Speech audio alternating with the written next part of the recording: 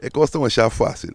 Se você mira bom, nós mas assim, ela pode ir que titula cada coisa sua chance. Que tem certo coisa que tem prescrever que você tem que respeitar. Então, por exemplo, se nós conhecemos 8, 9, dia 9, é domingo de Rama.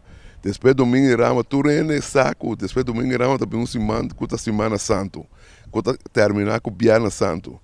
Cabo já sábado de Aleluia, já domingo da Páscoa de Ressurreição, já luna da 2 de Páscoa tradicional, cima de pastor.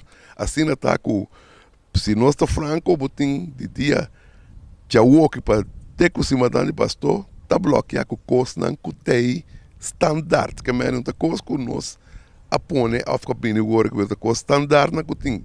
Então eu vou só solo semana, que está 23, 24, que está o weekend aí, então dias depois de 23, 24, sim, semana depois, 2 dias depois, está 27, que é dia de rei, que coisa aí, então, o que passa?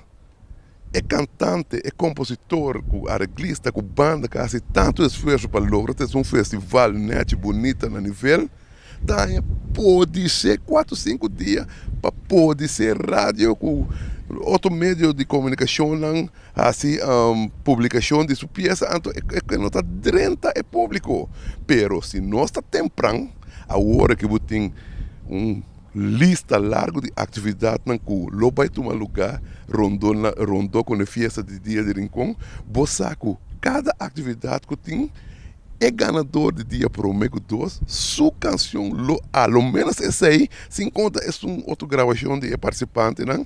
Lo zona, anto que, me tá querendo dia 30, lo chega com é ganador na canção, lo toma nero hino, so tu rende essa é cantica, pero passou a botar tem luna de tempo para aí que é de outro, pero se nós vai perto, então nós tá esse problema para que o compositor arreglista nacional tá assim tanto esforço, então o guardo ganha uma cobertura muito tique.